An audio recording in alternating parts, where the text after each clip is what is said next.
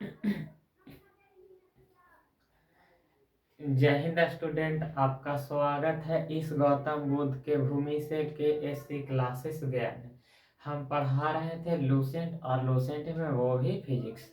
तो आज का टॉपिक है त्वरण। तो त्वरण को जानने के पहले वेग की जानकारी होना चाहिए कि वेग किसको कहते हैं।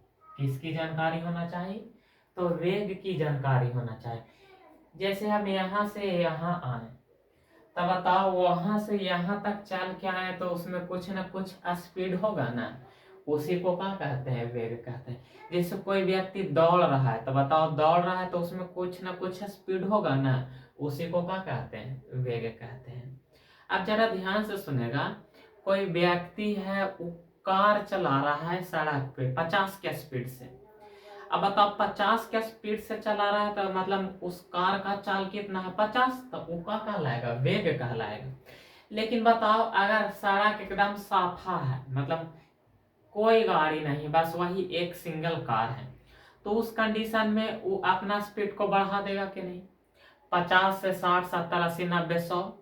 अच्छा बताओ, स्पीडवा बढ़ा रहा, अगर सामने कोई आ जाएगा तो स्पीडवा कम करके 50 से 10 भी तो हो सकता है। तो कभी स्पीड को बढ़ाएगा, कभी स्पीड को कम करेगा। मतलब वेग बदल रहा है कि नहीं? वेग बदल रहा है कि नहीं?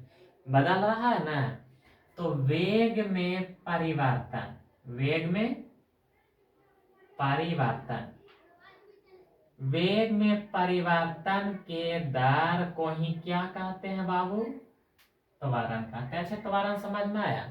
साधारण सा एग्जांपल बताएं। कोई व्यक्ति कार चला रहा है, सड़क पे चला रहा है 20 के स्पीड से। जब देखा कि सामने कोई विभिन्न प्रकार के ट्रक गाड़ी नहीं है, तो अपना स्पीड को कर दिया 150 के स्पीड। 150 के स्पीड कर दिया, आगे ठोकर आ गया, कर दिया 50 के। तो स्पीडवा कभी बढ़ेगा कभी कमेगा, तो ओकरे का कहेंगे? त्वरण कहेंगे। भेजा में सेट हुआ त्वरण किसको कहेंगे? तो वेग में परिवर्तन के दर को त्वरण कहते हैं।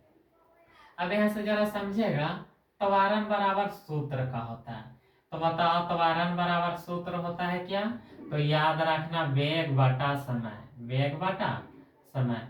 त्वरण बराबर सूत्र क्या होता है? तो वेग बटा समय। अगर सूत्र याद है ना बाबू, तो एक SI मात्रक भी आराम से तुम निकाल सकता है। SI मात्रक हम निकाल के बताते हैं, जरा ध्यान से सुनेगा। इसका कहाँ निकालना है? SI मात्रक। किसका SI मात्रक निकालना है? तो त्वरण का SI मात्रक। जरा यहाँ ध्यान से देखेगा। वेग का सूत्र होता है का? तो वेग का सूत्र होता है विस्थापन बटा समय, यही ना होता है। उसके बाद ही मेन बाटा, इस समय के समय रहेगा। जरा ध्यान से देखेगा। अच्छी ऊपरे ही बाटा में तो एक बाटा में करेला कुछ ना तो एक रहता है। अब बताओ, विस्थापन का SI मात्रक होता है मीटर बटा, इस समय का SI मात्रक होता है सेकेंड, आई मेन बटा, इस समय का SI मात्रक सेकेंड, आई एक। अच्छी बात पहले समझ में आया यहाँ तक? तो ऊपर वाला वैसा ही रहेगा, मीटर बटा सेकेंड। ई मेन बटा को हटाएंगे तो यहाँ गुना होगा, ई पलट जाएगा, एक ऊपरे जाएगा सेकेंड नीचे रहेगा। समझ में आ रहा है? अब बताओ, मीटर को एक से गुना करेंगे तो मीटर बटा एक, यहाँ कुछ न तो पावर एक, यहाँ कुछ न तो पावर एक। तो बताओ, जब आधार सेम होता है तब पावर का होता है? जुड़ जाता है, एक अब एक दो। तो बताओ, एकरे कहेंगे का? मीटर। यही बटा को कहते हैं प्रति सेकेंड स्क्वायर। तो बताओ, त्वरण का SI मात्रा का होता है? मीटर प्रति सेकेंड स्क्वायर। उसके बाद अगला पॉइंट यही याद रखना है कि ई सदिश राशि है। ई कौन राशि है? तो ये सदिश राशि है। कौन राशि है? सदिश राशि। त्वरण कौन राशि? तो सदिश राशि। अब जरा ध्यान से सुनेगा, एक पॉइंट बताते हैं, ये ज्यादा एग्जाम में पूछा जाता है, ये आपके लिए का है? जरूरी है। अच्छा बताओ, ई विरीत है, ई का है? विरीत है। एक रात पर कोई आदमी दौड़ रहा है, इधर की ओर का हो रहा है? चक्कर लगा रहा है, इधर की ओर चक्कर लगा रहा है। अच्छा बताओ, चक्कर लगा रहा है तो बताओ गोले गोले घूमेगा, तो बताओ कुछ ना कुछ तो समय लगेगा, समय लगेगा कि नहीं?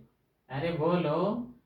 अब बताओ, जितना देरी तक वो दौड़ेगा, तो जितना देरी तक दौड़ेगा तो समय बढ़ेगा कि नहीं? हाँ या ना? अब जरा सुनेगा, अगर खूब देरी तक दौड़ेगा तो वो आदमिया के स्पीडवा कमेगा कि बढ़ेगा? तो कहेगा का बात कर रहे हो सर। वो ज्यादा देरी दौड़ेगा तो वो थक जाएगा, और थकेगा तो धीरे धीरे दौड़ेगा।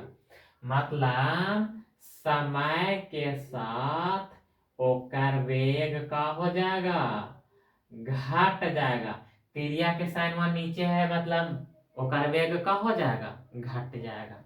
अब वेग जब घटेगा ना बाबू, तब उस कंडीशन में उसका त्वरण कैसन होगा? तो याद रखना ऋणात्मक। कैसन होगा? बतिया ये वाला याद रहेगा। समय के साथ वेग कमेगा तो ओकर त्वरण का होगा? ऋणात्मक। और यही ऋणात्मक त्वरण को कहते हैं मंदन।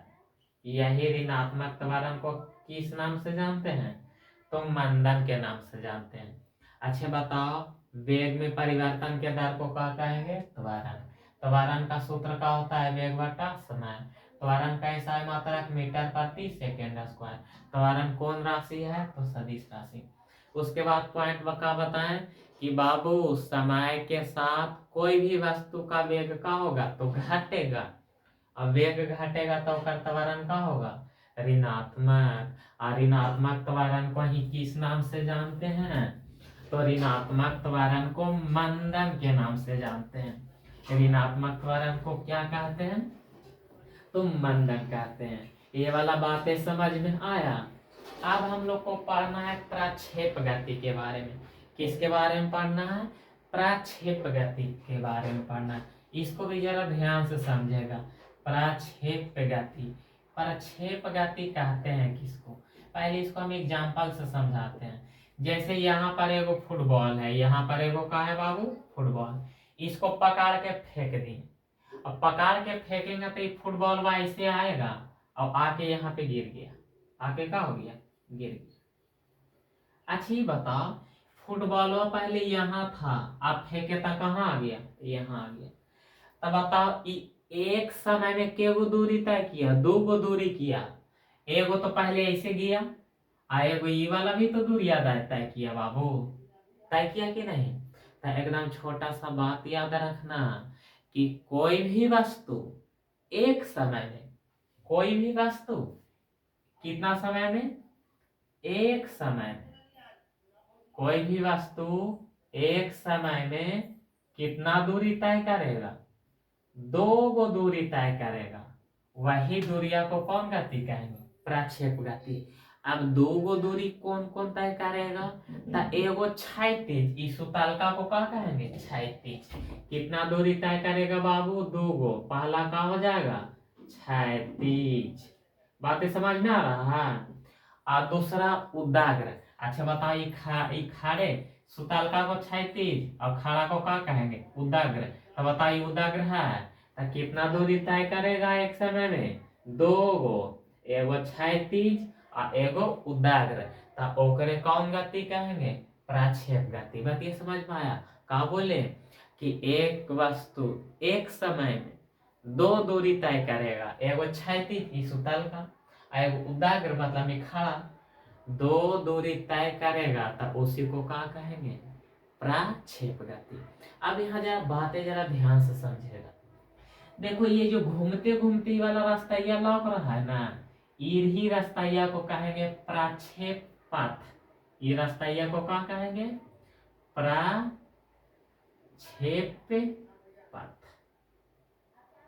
अब यहाँ उसके बाद समझेगा, वस्तु यहाँ था अब आ गया यहाँ, तो इसके बीच वाला दूरिया को कहेंगे परास। ये वाला दूरिया को किस नाम से जानते हैं? तो एकरे कहेंगे परास। एकरे का कहेंगे? परास। परास केकरा कहेंगे? तो एकरा कहेंगे परास, एकरा का कहेंगे परास। दोनों बात ये समझ में आया। ये घूमते घूमते जाएगा ना, एकरा कहेंगे प्रक्षेप पथ। और वास्तु यहाँ था, अब आ गया यहाँ, तो एक बीच वाला दूरिया को क्या कहेंगे परास। पहले बात समझ में आया कि नहीं। अब यहां से सवाल का पूछेगा कि प्रक्षेप पथ, पाथ को मार्ग भी कहते हैं। पाथ मतलब रास्ता, और मार्ग मतलब भी क्या होता है रास्ता। पाथ मतलब भी रास्ता, और मार्ग मतलब भी क्या होता है रास्ता। तो सवाल का पूछेगा प्रक्षेप पथ या प्रक्षेप मार्ग कैसा होता है। तो याद रखना पारवलयाकार, पारवलयाकार। सवाल पूछेगा प्रक्षेप गति के रास्ता कैसन होता है, तो पारवलयाकार। कैसन होता है पारवलयाकार। प्रक्षेप गति के मार्ग कैसन होता है, तो पारवलयाकार होता है। बातें याद हुए यहाँ तक। कुछ एग्जाम्पल बताते हैं, जरा समझिएगा। एग्जाम्पल मतलब जैसे में, और केकर जैसे में बताएंगे, बता रहे हैं का प्रक्षेप गति, तो एग्जाम्पल एक ना बताएंगे। पहला एग्जाम्पल धनुष का, धनुष, धनुष से छोड़ा गया बाण, धनुष से छोड़ा गया बाण की गति। तिरिया ऐसे खींच के मारता है ना, तब तिरिया ऐसे जाएगा, ऐसे जाके ऐसे गिरता है ना परवलया की तरह।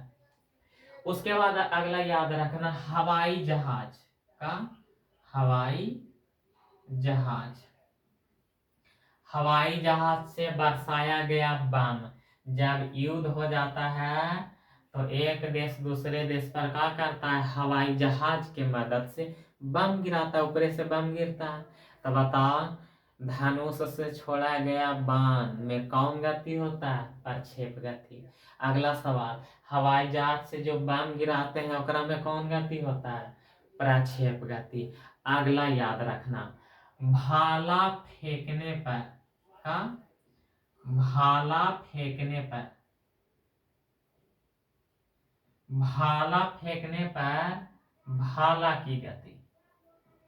ये भी क्या कर एग्जाम्पल है, प्रक्षेप गति के एग्जाम्पल है। एक और बताते हैं खिलाड़ी का, खिलाड़ी, खिलाड़ी जब छक्का मारता है तो क्या कर गति, बॉल की गति।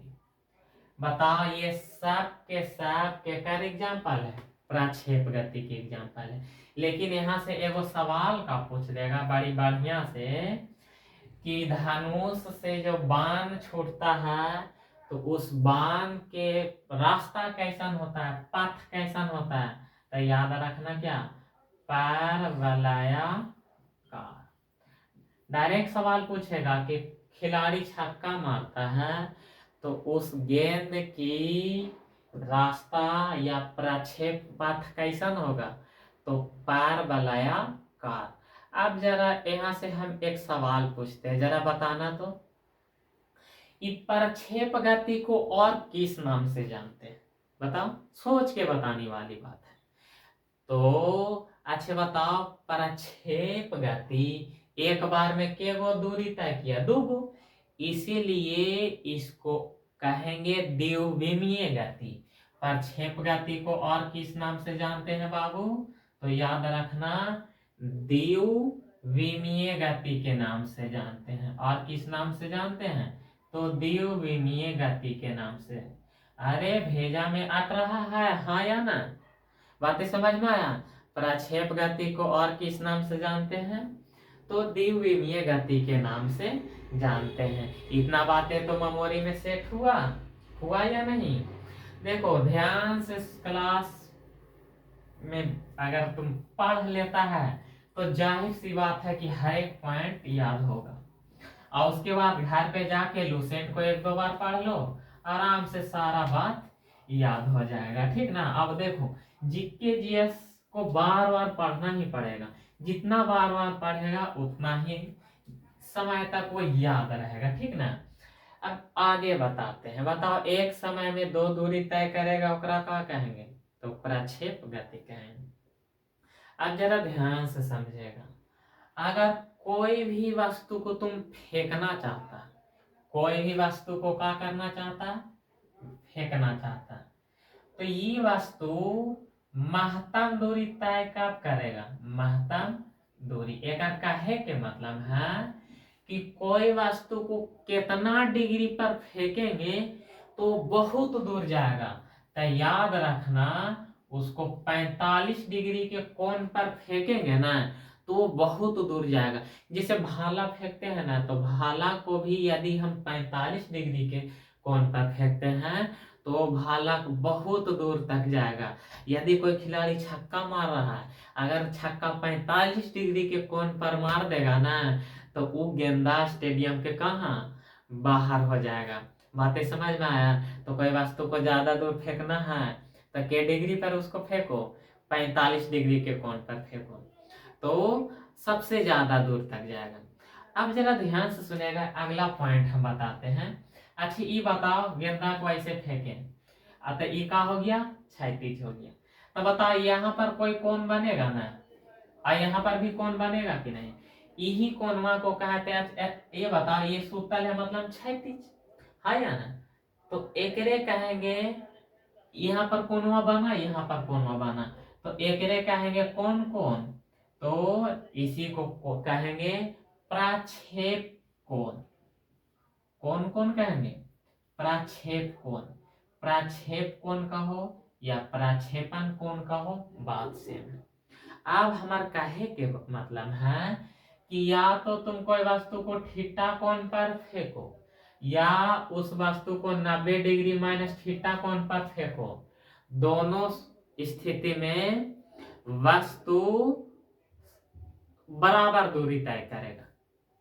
बात ये समझ में आया। मतलब यदि कोई वस्तु को थीटा कोण पर तुम फेंकेगा तो उतना ही दूर जाएगा, यदि कोई वस्तु को तुम 90 डिग्री माइनस थीटा पर फेंकेगा तो वो भी उतना ही दूर जाएगा। ये वाला बात ये समझ में आया। कोई वस्तु को थीटा से फेंको या 90 डिग्री माइनस थीटा से फेंको, दोनों कंडीशन में वस्तु उतना ही दूर जाएगा। मतलब दोनों कंडीशन में क्षैतिज परास का होगा तो बराबर होगा, क्षैतिज का होगा बराबर। आप कहेगा ये दोनों का होगा बराबर, आप कहेगा बराबर कैसे होगा, तो बताओ वस्तु को फेंकेंगे कितना डिग्री पर तब बड्डी दूर जाएगा, तब 45। तो 45 यहाँ देखो थीटा, थीटा लिखेंगे, बराबर यहाँ क्या है 90 डिग्री माइनस थीटा। जरा समझेगा ध्यान से। अच्छा बताओ यहाँ कितना रखेंगे 45, बराबर यहाँ रखेंगे 90 माइनस थीटा की जगह कितना 45। अब जरा देखना, यहाँ 45 डिग्री तो है, 90 में से 45 जाएगा तो क्या डिग्री 45 डिग्री। एक कहे के मतलब है कि देख बाबू, तो वस्तु को या तो थीटा से फेंको या तुम वस्तु को 90 डिग्री माइनस थीटा से फेंको, दोनों कंडीशन में वस्तु उतना ही दूर जाएगा। बातें समझ में आया। यहाँ से एक पॉइंट को जरा ध्यान से समझेगा।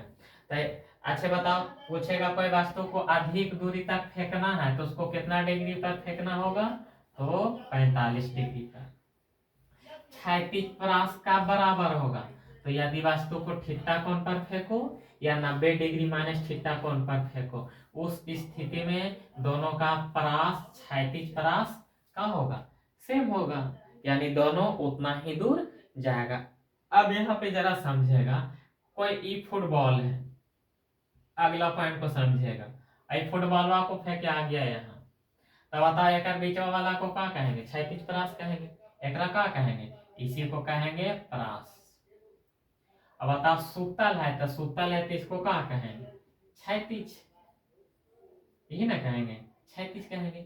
अच्छा बता, ये जा रहा है इस रास्ता से फुटबॉल, तो इसका महत्तम बिंदु कहाँ होगा, ये ना मतलब उच्चतम बिंदु ये ना होगा।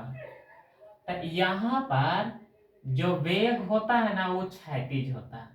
वेग का होता है, मतलब वेग सीधे होता है, वेग का होता है क्षैतिज, और त्वरण होता है लंबवत। त्वरण का होता है लंबवत, त्वरण, त्वरण का होता है लंबवत। वेग सीधे सीधे जा रहा है तो एकरा का कहेंगे, क्षैतिज, इसी को क्या कहेंगे, क्षैतिज। और त्वरण का होगा लंबवत।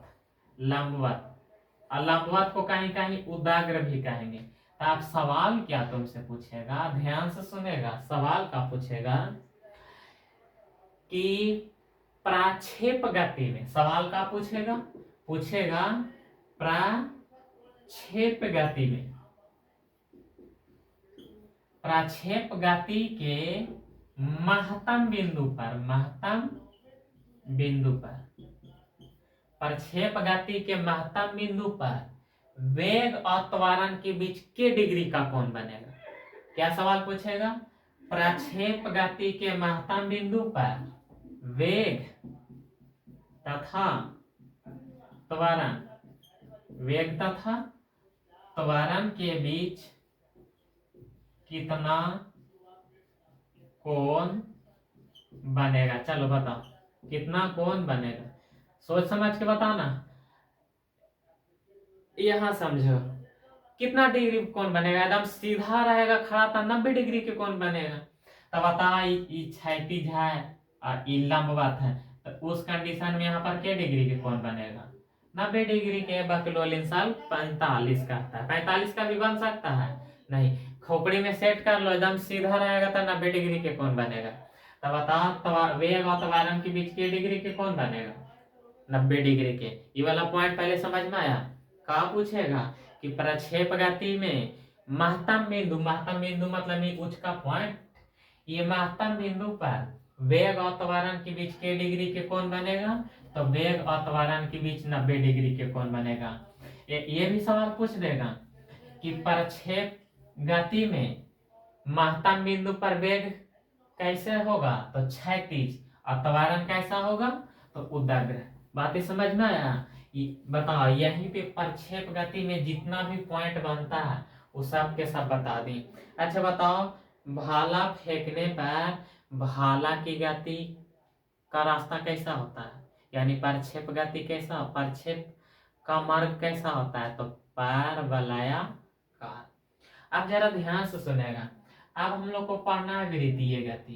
कौन गति, विरीतीय गति। ये भी समझा देंगे आराम से।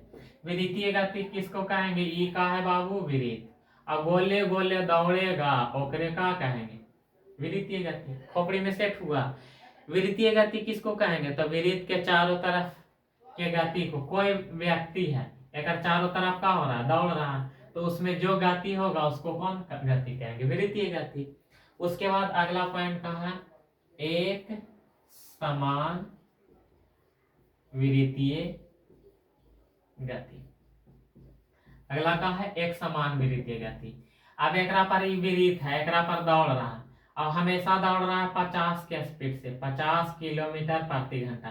स्पीड ना बढ़ेगा ना कम होगा, तो इकरे कौन गति कहेंगे, एक समान।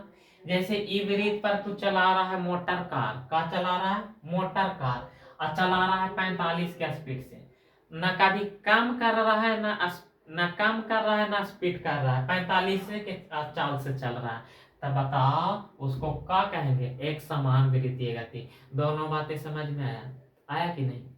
अब यहाँ से एक पॉइंट जरा समझेगा, ये दोनों बातें तो समझ में आया कि नहीं। अब यहाँ समझेगा कि एकरा पर कोई आदमी दौड़ रहा है, कोई आदमी क्या हो रहा है, दौड़ रहा है, तो बताओ प्रत्येक बिंदु पर क्या बदलेगा। ध्यान से सवाल सुनेगा। कोई व्यक्ति वृत्त पर दौड़ रहा है, तो प्रत्येक बिंदु पर क्या बदलेगा, कोई व्यक्ति वृत्त पर दौड़ रहा है, तो मेरा सवाल यही है कि प्रत्येक बिंदु पर क्या बदलेगा,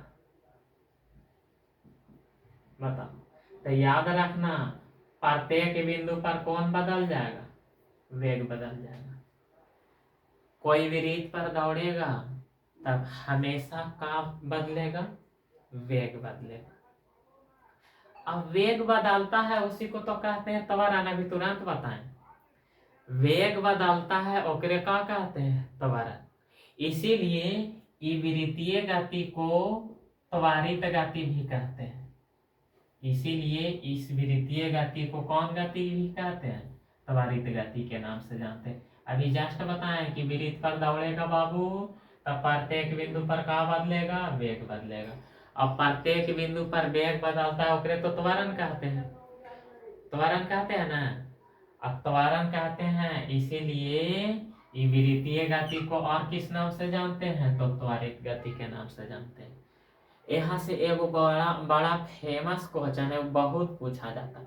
का पूछेगा, पूछेगा यही कि डोरी में पत्थर बांधल है, डोरी में का बांधल है बाबू, पत्थर। डोरी में का बांधल है, पत्थर। डोरी टूट गया, ये डोरी का हो गया, टूट गया। तो ये पत्थर काने की ओर जाएगा, पत्थर काने की ओर जाएगा। तो एक फिगर में से बता देते हैं कि पत्थरवा काने भागेगा।